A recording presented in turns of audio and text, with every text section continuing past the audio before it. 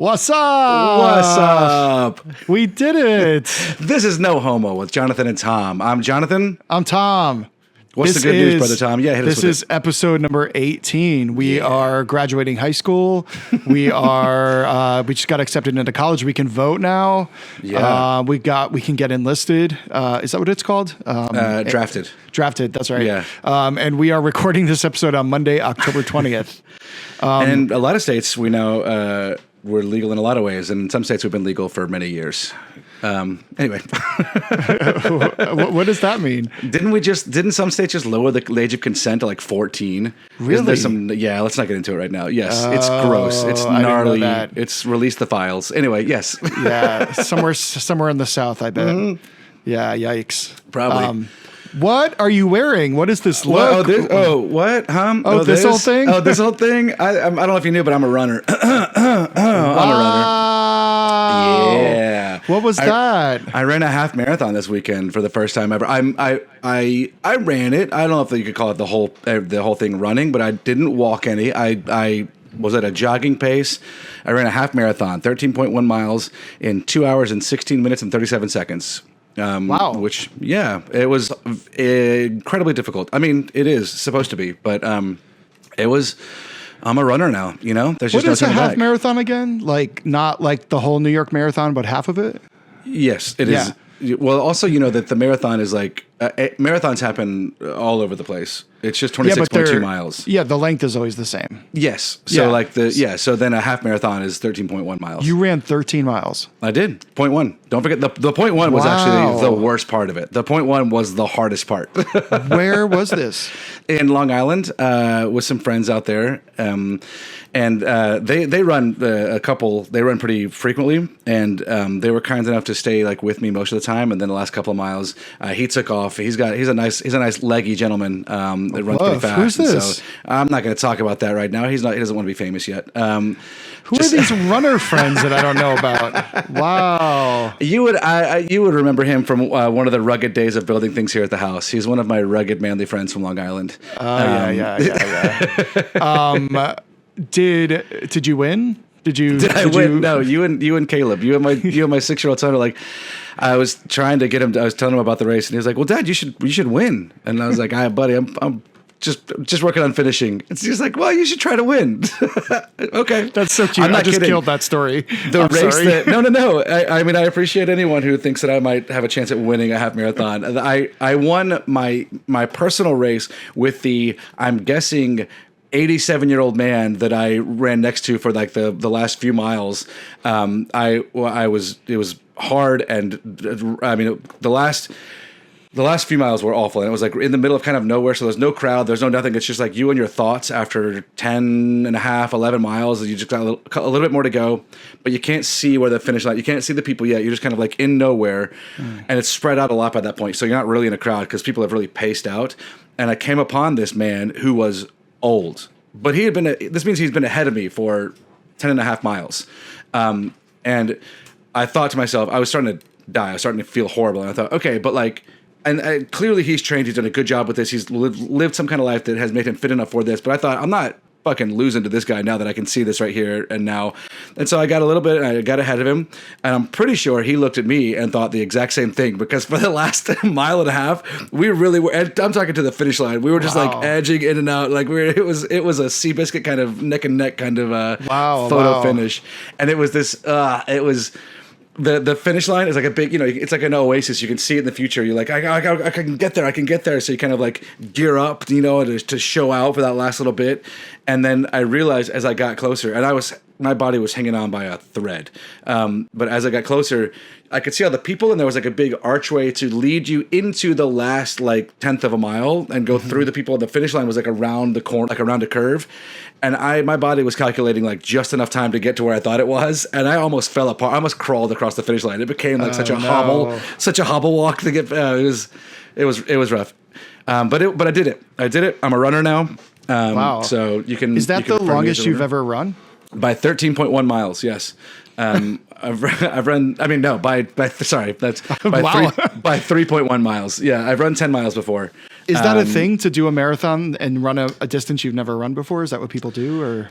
I did not train as well as I should have for this, but I did a 10-mile run. I've done that a couple of times, and I have trained for it a little bit, and then kind of not. And I thought like I was training for this, and like whatever, life and my ADHD and my dad life, and I didn't train as much as I wanted to. I did not get a super long run in for this one. I think that most trainings, it's like you might touch that distance at some point, but it's like you train up to around it, but like you don't always have to do the main event until the main event, But I would have liked to get. I think the most I ran this time was like 6 or 7 leading up to it, which is it's a big jump from that to 13. Did you like eat a lot of pasta the day before, all that stuff? Oh, I did. I had a big spaghetti and meatballs dinner.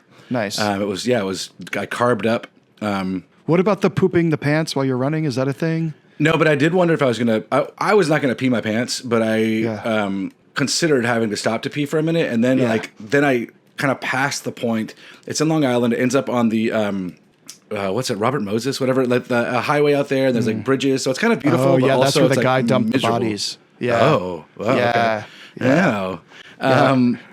And there was no place to pee, so I spent some time with my own mind going, okay, if it gets worse, we'll figure it out. But until then, let's try not to focus on that. And then like other things kind of started hurting enough that I did not have to worry about it as much. Nipples chafing, was that a thing? I had Band-Aids on them. I covered my nipples. Nice. Yeah. Wow, man, I'm impressed. Good for you. Thanks, man. Are you sore? Are you hurting? Yeah, yeah. I got blisters. My feet are a mess. I'm a little sore right now. I hope you're ready to dance next weekend because we're going out. Yeah, we are. I'll be fine, man. Okay. I'm ready to dance now. That's what. That's a different gear. Go ahead. Okay. All right. Good. Well, I'm proud of you. That's amazing. What's the man. little medal? Oh, this thing. Oh, well, this is my my marathon medal. They didn't make a half marathon, so now I feel like a real poser. But I'm still gonna wear it. The back looks like a gold mirror. For what? And let's talk about Correction Corner. I want to correct. Last week I called it Haiga, which we knew I was mispronouncing it. I think you were closer. It's Huga. Yeah, I was significantly closer. You were doing like a liquid Huga. Yeah, I gave it a little bit of a Huga, which because it's Danish and Norwegian. Okay. But the exact definition is a quality of coziness and comfortable conviviality that engenders a feeling of contentment or well-being. It's a defining characteristic of Danish culture. I like that part. Yes. But it's how I think of I thought it was Dutch, and I think that's probably just like thinking it came from my wife's family, thinking that those guys are the ones who did it. But they're also a very cozy people. So I remember the delight that I felt when I learned the term because I really instantly like understood it. And it was a feeling that It's like sometimes when I was a kid, I used to like love when it was pouring raining outside. For sure. Yeah. For that reason. Yeah, for sure. Do you remember where you learned it? It was definitely like after college, early 20s. I only recently learned it from it was Tamara Levitt had it in a Calm from the Calm app. Oh wow! One of her meditations was on it one day, not too long ago. Yeah, so I learned it like early 20s. I had like a little book of Huga. Yeah. Like a little page after page of things that were Huga. I don't know what happened in that book. But yeah, so that's our Correction Corner. What did you do this weekend? Other than the marathon? Thing. I tell you what, man. I got some steps in because on Saturday we both were at No Kings protests. We were spread out, taking the Northeast by storm. But it was awesome. And tell me about yours, though. Yeah, well, I mean, I went to go visit my family in Connecticut. And so on the ride up, we met my sister, my mom, my aunt, Auntie Donna, who you know, and my cousin Taryn, who you also know, and then a friend of my sister's, who she's known for years, and I've known through her for years. We all met in Cheshire, Connecticut, which is one of the places they were doing the protests, which is right near my hometown. And it was not as big as the pictures from New York, but it was a really nice size. It was probably 300 people. It was totally peaceful. It was fun. But it felt really good to be be there with my family members. And that's cool. That was a really nice feeling, and I appreciate that they met me there. And it just felt good to be out there. It felt good to see people out there. There were a couple of like big trucks, always big trucks, one with a souped up obnoxious horn, and like just angry men with they all gave the middle finger, always with the American flags. That happened like only 4 times though, which is good. Most of the people going by were beeping and like rah rah rah.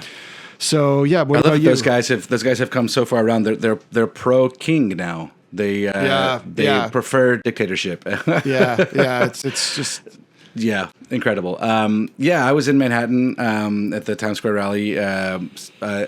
Reported over 100,000 people were there. It was huge. It was awesome. My family was out of town. They were visiting some friends, and I was staying because of the race on Sunday. So I went by myself, which was a different feeling, but was also really cool. Like I didn't have the energy, the group energy of going with a group and that kind of thing. But so I was like, I wanted to be there. I wanted to be counted as a body and a number. I want to be there, be present. And I just kind of like, I mean, I participated, but I also took like a lot of good pictures. I took pictures of a bunch of the signs that I liked. I was like just observing and kind of took the whole thing in. And I got like emotional plenty of times. Like it was just cool to see. Even sometimes I think that the like chants can be kind of silly, like whatever, it gets a little rah-rah, but even with that, I was like very moving to be there and see so many people coming together for one thing and getting after that one thing and like really feeling it. I loved it. I thought it was, I'm proud of you for going. Were there a lot of young people? Yeah, good. There were not at mine. Really? Mine was very like the median age was like 68 at ours. That's great though. That's awesome because it like, is. But it like what happens in 10 years? Well, is the community there? Is there a young community around there? Like, is there a young adult? Or there's certainly young adults in Connecticut. Sure. But like, I know there were a few because like Stanford had one. So like, I know there were other. That's what we were talking about. Is hoping they were at maybe the bigger cities, Hartford and New Haven. I never followed up on whether they were or not, but that was just still kind of disappointing. But I'm glad that there were young people at the one. Yeah, it was all ages. I saw more than one group of like 80 plus year old women who they had signs that were like 87 and still no kings or whatever, like that was like, and then young people and then kids and parents with their kids. And it was very cool. I also I think it's cool to be in a place like yours. And I saw pictures from like Alabama, people in my hometown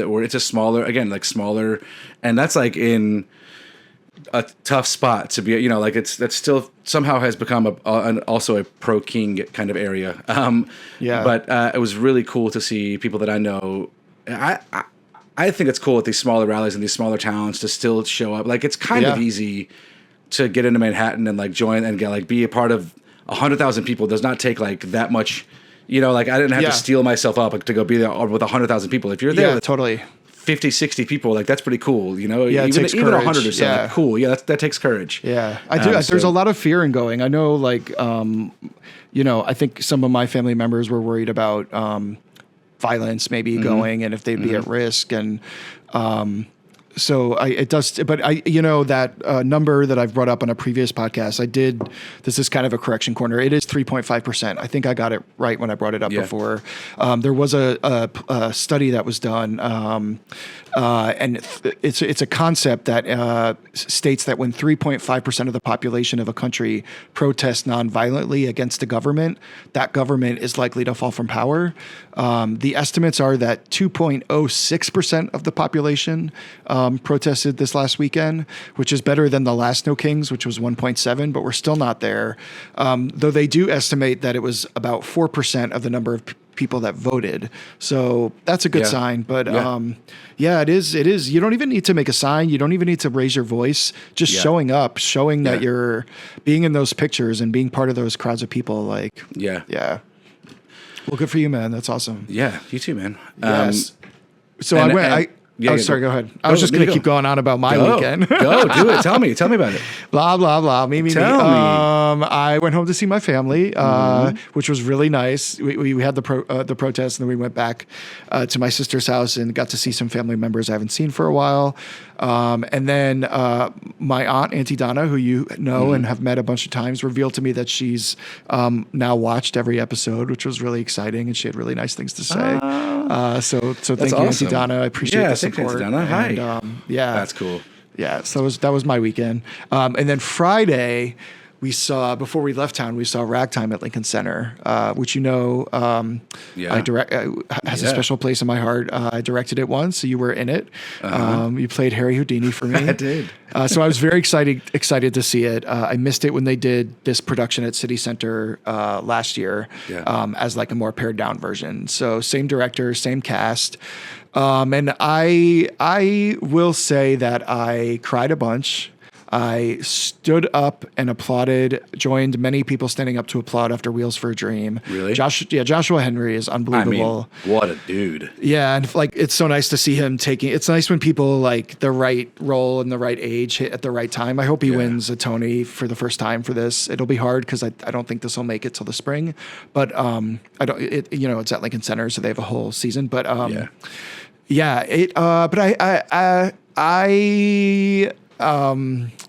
had a couple of problems with the direction, to be honest. Like, it's not my favorite production of it I've ever seen. It's first of all, and this has nothing to do, I don't think, with the direction. It's just wild how heavy and dark it plays now compared to when we did it in 2009, which is also when the last revival was on Broadway, which was right after Obama's election. And there's just the show hit differently, and it hits much darker now. And that's a testament to the piece that it can reverberate at different times in different ways. And I think it makes sense to be doing it now for sure. It was a smart choice by the director, who's also the new artistic director at Lincoln Center, to do it. But there's, without spoiling anything, there's a magical little surprise at the end of Ragtime. Do you know what I'm talking about? There's a magical surprise that comes on stage suddenly at the end of the play. And if you've sat through 3 hours of drama, it is an emotional catharsis. And all you have to do as the director is, it's not easy, but you have to find the little surprise. And you have to make sure the little surprise is there every night. But it's fucking incredible, and like the audience, the reaction from the audience, and it's well deserved. Like it's a payoff.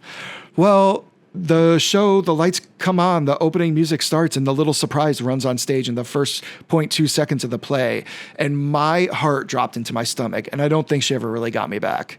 I cannot fathom why someone would make that choice, and I thought it just kind of really put a stake through it before it even got cooking. I don't know what these metaphors are. The other huge problem I had with it is the play revolves around a Model T Ford. It's a major plot point. And there's a beautifully rendered prop version of a Model T Ford on stage that's gorgeous. It comes on during the Ford song where he buys it from Henry T. Ford, and it's there when the firemen tear it apart. But you want to know when it's not on stage? It's not on stage when they sing "Wheels of a Dream." Well, they're a dream. They're not. We're not worried about the real. Like they in the lines build. There's like 8 lines before clearly Wheels they've of just a Dream. gotten out of the car. They're having a picnic. They're supposed to be having a picnic outside the car. And like there's lines referencing the car and in the scene and in the song. Like and it was obviously not a cheap. Like I just was like beside myself, but then I stood after the song. So maybe that's it. They were just like, we're just going to clear the set. We're going to let these guys just do what they do. Let Josh Henry have it. Yeah, let the chef cook. I thought that was a really dumb decision. So they didn't build it on stage though. They put the wheels on. Okay. They put the wheels on in the last moment. But did it transform into anything else? No. Well, then they fell short. They fell short. The genius in the directing of that is when you can take a car, when you can build a car on stage, and then you can transition that car into. Thanks, man. They didn't do it. They didn't. I'm glad. I would have sued. No, I'm kidding. Yeah. So that was my weekend. How was the Houdini? He was good. He was good. Yeah. He was no Jonathan Gregg. It's a fine role, but it's not. Nobody cares. It's fine. Yeah. It's like they had at one point in whatever. This is not turning into a musical theater podcast. People listening to this are gone right now. They're like out of it. This isn't even the longest we've spent on musical theater. No. You don't want to talk about it anymore? Okay, fine. No, I'm good. I'm moving on from ragtime. All right. I'll palate cleanse. Go see it. Go see Live Theater. I'll palate cleanse with it. I took myself. The family was gone this weekend, and so I Friday night. I also wanted to get some sleep. I wanted to make sure that I was rested for Saturday. Was going to be a lot of walking. Sunday was going to be a lot of jogging. So Friday night, I took myself to the movies to see Black Phone 2, right over near you. And I hadn't seen Black Phone 1, but it's the only horror movie out right now, and it's 'tis the season. And it's. I didn't. It's weird to see a sequel first, but I was just like, whatever, I'm gonna go do it. And it's kind of like a new Nightmare on Elm Street. Like it's a Freddy kind of guy. I mean, Ethan Hawke, all bangers all the time. Big fan. But it's either Freddy. Yeah. It's called The Grabber. But the movie's whatever. If you like horror movies, there's some jump stuff. It's kitschy in the way the horror movies are. Kitschy is the wrong word, but it's got the camp of good gore horror. But I took myself out to some drinks before that. There's a place over kind of in your neighborhood called Drinkology. Do you know it? It's like a cocktail bar. Where is it? 34th Avenue and 44th Street. Okay. Ish. Yeah. I think that's right. So shout out Drinkology. It was beautiful. The decor was really cool. It's got like a cool jazz. I don't know. It's very cool spot. And I was in there. I had a couple of cocktails, and so I just want to tell you the story. It was amazing. There's a couple sitting next to me, and they were like hot. They were both like model hot. It was like this hot couple had come in. They were having sexy drinks. They got like a charcuterie board, and that was where the fun came in. They got a charcuterie board, and I think that it matters for the sake of the story. I think it does matter that they're both like really hot people, because the woman. I couldn't hear what she said. I didn't know what she said, but she asked something about the charcuterie board, and the bartender goes, "Those are grapes." Like, I'm pretty sure that he thought she was at like you know how like hot people you don't expect a lot from sometimes. You just like assume sometimes like you've never had to think. You're very pretty. Like, and she was like, "No, I know those are great." Like it was just it was an amazing moment. That the way he started was like, "Those are grapes." What was she asking? I don't know. Something else about that. I think like which cheeses. I mean, there are parts of it that could use some explaining. You know, there's like multiple cheeses and meats, and those are always like kind of the same. You don't know which one's which. You know, I think there was like a puff pastry. Maybe they're asking about that too. I don't know, but it was the one thing that was clear what it was grapes. So I just thought that was incredible. Amazing. Did you get some grapes? I got the charcuterie board. Yeah, once I realized it was grapes, I went and got it. Did you get candies that were individually wrapped at the movie like last time? No, I just got I had popcorn and soda this time. Okay. No, I did not waste all of that plastic. Did you get the chair that went all the way back? No, it was a regular. Shit. No, yeah, no, I still haven't gotten one of those. There was like a better view. There was. Tron has all the good theaters right now, I think, and I think there was a theater that had a bigger viewing of Black Phone, but this was like one of the little dinky theaters. They put a second screen or whatever. That was it. The movie is. I was looking at my notes. I lost my place over here. I got scared again. I don't really do horror, but it's the season, and I really don't because the kids. Now we don't do like real horror at all, but I used to, and it's my least favorite. Scares me like a jump, and it doesn't really like. Get me. The whole story doesn't get me, but then the things that are jump scary will jump scare me, Yeah. And I kind of like am over it again. I got my fill for a while. Yeah. That's not my movie season is coming up. I like Oscar movie season. Mm-hmm. I want that stuff. Have you seen the car commercial for, I don't know what car it is, but they're trying to, like John Chu is driving a car and it's Wicked music playing. No. And he's like driving and like New York City turns into like Emerald City as he's driving. Really? No. And they're playing I've Heard It Said from Wicked. It's like who when did we start selling cars using Wicked? Because it's a blockbuster hit. It's a hit. guess. It's a hit 2-part film. I would have loved to have been in those marketing meetings. I mean, I think it's just about the algorithm grabbing on like it's hot, so they're going to take it and use it, you know? All right, well, let's get into Vulnerable Bros this week. Let's do it. I think we decided we were going to talk a little bit about some exercise, building off your marathon. Well, I'm a runner now, yeah. You're a runner now, we might as well talk about it. Yeah. Just talking about our bodies, our exercise. I tell you what, man. Yeah, I thought it was. We discussed it being like this has been on the docket for a while. How are we going to fit it in? What are we going to do? And like coming out of this weekend, it felt like a good topic because I know I'm not in the best shape I've ever been in, but I don't know that I've ever really spent a lot of time feeling like I'm in good shape. And you know, like I don't know about you. For me, it's hard. Like I think that early on in my younger adult life, I was pretty fit, and I got feedback on that, and then I kind of started like a lot of my identity was tied to that, which was fun when I was in shape. And then anytime that I didn't feel like as in shape, it's always had a weird kind of mindfuck kind of, you know, self image kind of, I don't know, back and forthness to it. But like when I was a kid, I don't think you care about what you look like when you're a kid. You just want to like either play sports or you don't. Did you play sports? No, I mean, I told you the story about the poster in the hallway at school, and I realized I was fat because of how I had to write down how much I weighed. So no, I mean, I played like t-ball, and hated it. And then I played, like middle school, like community basketball league. Okay. Yeah. And then it was like, I did that in 4th and 5th grade. But in 5th grade, maybe 6th grade too, but in 6th grade, most of the boys my age were moving up to the next league, but I was still in the other league. Yeah. And that was the year I got MVP. But it had nothing to do with the fact that my dad was the coach. I just got that on my own accord. I think it was like let's give him this so he finally steps aside kind of thing. I just did not. I didn't like it. I just like sports. Sports were not my thing. I felt like I wasn't good at them. I felt self-conscious in gym class. I was always like picked last when. Was it just the way? Because you have a competitive mentality, and I feel like your coordination's pretty good. Your hand-eye coordination's pretty good. Your body control's pretty good. Like sports were not the thing for you. Yeah, I don't know. I mean, it just didn't. I didn't really know. I guess I was competitive like in school. I guess that was something that was like early on. I don't know why it didn't transfer to. I think I just was always scared about getting hurt.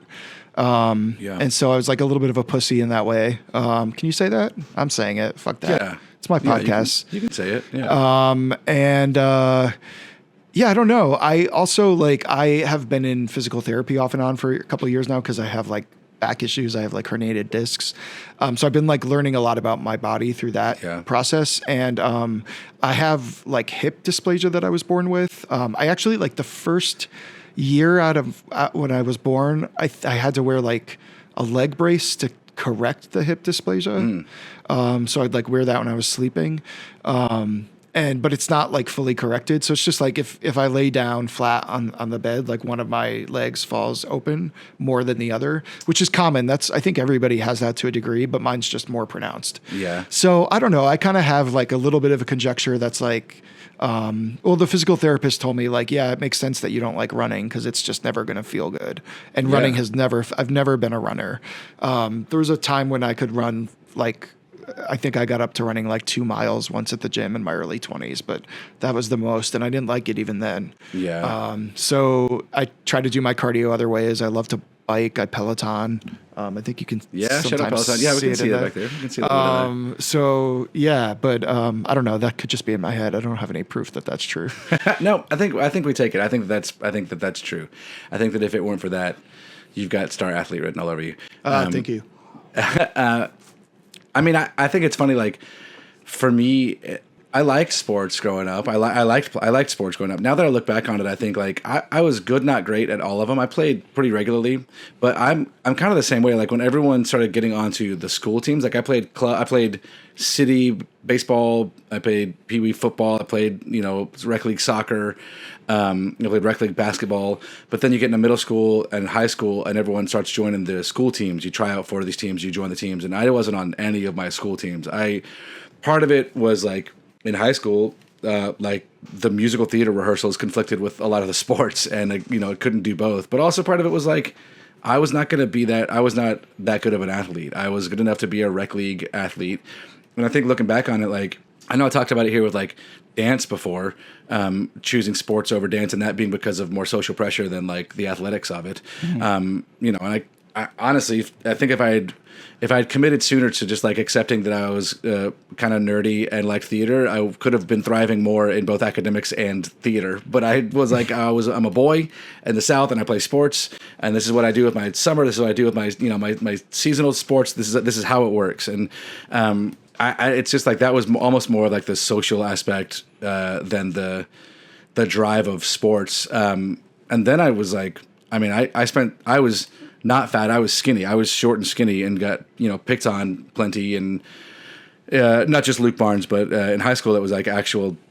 dickheads who would like, actually kind of bully me and pick on me. And by the time I left high school and got into college, I just decided I wasn't going to be skinny anymore. I started working out and just got bigger.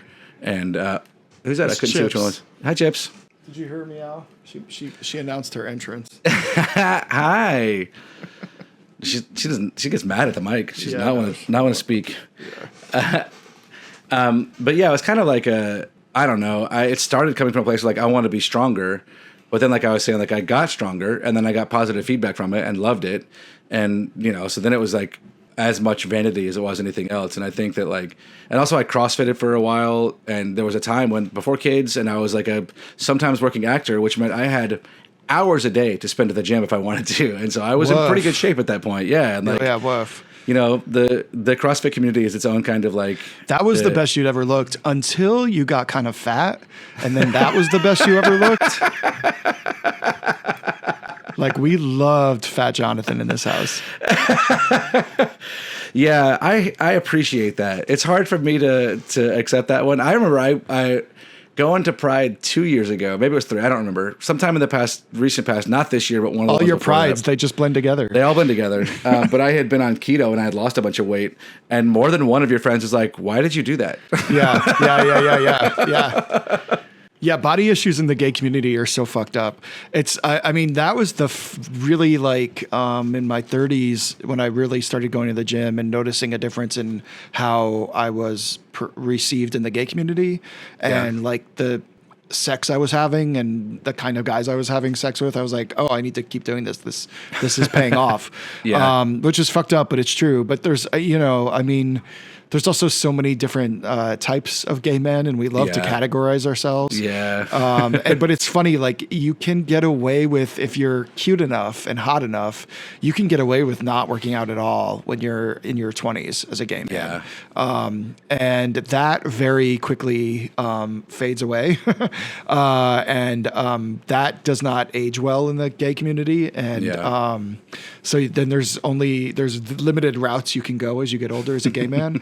What's strange is bears, often most bears don't actually look so great in their 20s. Because it's like that, you've got that face that like looks better with a beard. You don't have a beard yet. And there's like a barrel chestedness to it. There's like a broader, biggerness to it. You need to grow into it. That's not just muscle. That's not just working on muscle. That's like actual structure. That makes sense. So, but I also think it's why bears can be so sort of still figuring it out at an older age, because it's a mind fuck to suddenly be perceived as hot when for 30 something years you were not. And so I think a lot of bears like kind of ricochet because of that. But yeah, I mean, that's my experience of it. Well, I tell you what, when I worked at Atlas Social Club for a while in Hell's Kitchen, and like the most, which is a gay bar in on 51st, I think, and like 9th Avenue, and only because other people would tell me this, I can try to believe that I had like pretty intense body dysmorphia at that time, because I was like, the men behind the bar there are beautiful, ripped men, and I was working there, and I was like, I'm okay, but I'm not that. Like I know I'm not that. I don't. That's not what I am.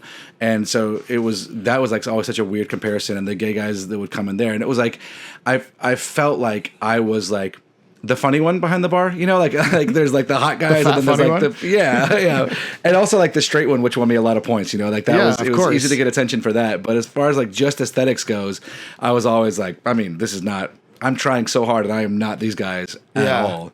Yeah, but like, surely you felt the shift in like even just general. The general zeitgeist that like dad bods and a little bit of meat is people find way sexier now. Yeah, and that is true. It's a weird thing to actually like internalize, and I think that it's so funny. You're talking about like the groups in the gay community, like. And this is not even an original thought. This thought has been out there, and straight men seem to not be able to grasp it, which is like women have been very clear about the kind of man they want to be with, and the kind of man they want to fuck, and the kind of man they want around is not an 8-abbed, ripped up kind of dude. Yeah. It's a guy who's got something. I think like it used to be like, oh, it's because a guy who has a little bit of meat on him is paying attention to other things in the world. He's not just working out all the time, and I think that there's some truth to that, but also. I think I can admit, like, to scale, a lot of women are like physically attracted to a little bit of man, not just lean muscle. So it's kind of like in the straight world, dudes are working out to impress other dudes. Men are still working out. Straight men are still working out for men. The women are not asking anyone to do that. Yeah. Which is its own weird mind fuck. Are you attracted to like a woman weightlifter, like that kind of a body type on a woman? Yeah. Well, I don't know that I'm pretty wide open as far as like a type and attraction goes.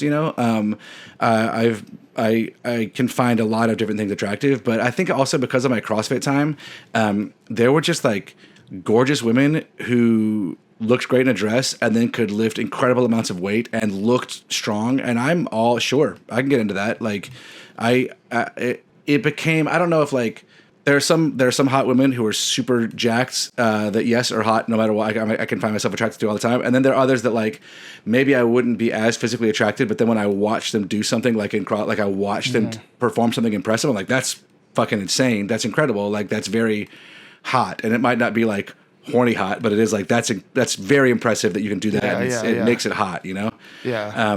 Do you miss your CrossFit days? I do. I miss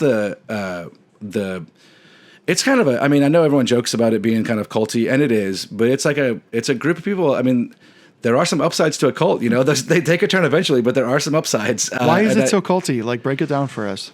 I don't really know. I honestly, like, it has been broken down. People have, I'm pretty sure there's a podcast called Is It a Cult? And they have done CrossFit, and they do a pretty good job of breaking down what it is. But like, do they do Burning Man too? They must. I think they do. Yeah, I think they do. We should check in with their list of episodes and see what all we can tap into. But I don't know, without getting too like inside baseball on the CrossFit stuff, it really focuses on the group. Like the group mentality is a big part of it, and there's built-in camaraderie. So there is that kind of like group feeling to it. There's a competition, but also support is a big thing that's taught from the top down. I don't really know enough about. I think that someone smarter who understands more about the inner workings of cults would be able to say like, this is why it is. And I think it hits a lot of the points, but just like any kind of like a marketing tool, that cults are like, as long as you don't go too far and you're not making it bad for people, like some of the tenets of a cult are not the worst things to be around. Wow, you heard it here first. Cults are good. Jonathan Gregg says. Not all cults, okay? Not all cults. Some cults are good. Quote Jonathan Gregg, some cults are good. What is the like schedule? Like CrossFit, isn't it like you have to go every day, or what is the like rules? Yeah, I mean it depends, and that's one of the things. Like different places do it, different boxes, because they're not gyms, they're boxes, right? It's kind of I know that's part of it. It's like you give yourself your own language, and so then you have like an insider knowledge. You get your own vocabulary for things, and there's reasons behind that because it's mostly like very sparse garages kind of setup. But yeah, some places do it based on like these very competitive schedules about like, yes, you're going to do this kind of lift and this kind of WOD. That's another one, WOD, the workout of the day. Woof. Yeah, you like that? See? Yeah, I knew you'd like that. You know what? You can poo-poo it, but I think you would love it. I think talk about some bears. I think you would love a CrossFit gym. And like guys it's encouraged to take your shirt off, like it's one of the few gyms out there where they're like, yeah, take your shirt off, man. Yeah. Yeah. I would check it out. The price is always like, held me back, but maybe someday. Yeah. It feels that's probably like on the cult spectrum. That probably leans it more towards cult. Like it doesn't really ever. So there's like affiliate fees you have to pay to capital C CrossFit, right? So like there's a lot of money there, but then like so much of the branding is about the sparsity of like it's just weights and people, like there's not a lot of fancy stuff. And then you're like, why am I paying $2+ a month to be in a big steel box with to be in a box? Like what's it? And that's part of the the whole marketing behind it. I think that I think that a lot of the complaints about CrossFit are totally valid. I also think that I got in really good shape and enjoyed doing it. People can get hurt because people can get excited and get ahead of themselves and do too much too soon and not really know what they're doing and just want to be fast and loud and like sure that it's got its downsides. And capital C CrossFit I have major problems with. I can't believe like some things have gone very wrong at the top of CrossFit, like bad, like a lot of industries, but like the CEO said some hella racist stuff or whatever, and like or like and so then he's got to go with, and nobody else really moves. The culture doesn't change. Just one guy gets booted, and it's got its own competition. So like there's its own branding, and then they run a giant Olympic style competition, but they also oversee the whole thing. So any of the like banned substances oversight, the whatever, it's like the standards kind of like of the movements, like it becomes almost like there's no hard evidence to this, but it starts to feel a little conspiracy theory-ish about like it's almost WWE style, like the ones that people like, the ones that do well for a minute, then do well for like if you're a CrossFit baby, you continue to keep winning. It seems like it works out in your favor, like it's hard to think that a brand who is making money off of its brand and then hosting competitions of its brand are not going to let the ones who are most marketable win, and like it's just. But how do they cheat? It's if the workouts are built like customized more for the strengths of the people that are already doing well. There's always been questions about the regulations and the oversight for banned substances.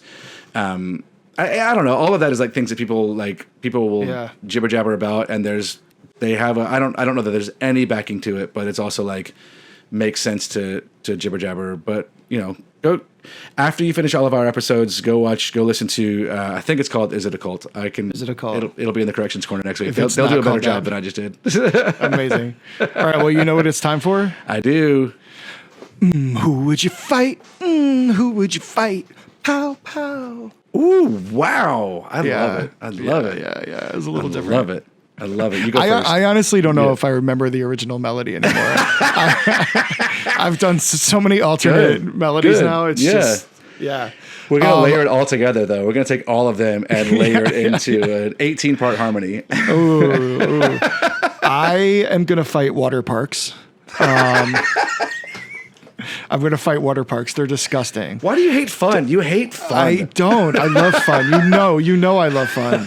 But I do not like... I was at a water park once, and I was there with a friend and his family, and there were children. So we were at the part where there's like mushrooms, and they're sprinkling, and there's little... Do you know what I'm talking about? Sure, yeah. What did they call that? Like a splash pad. Splash pad. Yeah. And it's like 2 feet of water. Mushrooms. And we're just sitting there. We're on the seats, like in our sunglasses, watching the kids. And then the guy blows the whistle, everybody out, because some kid took a shit.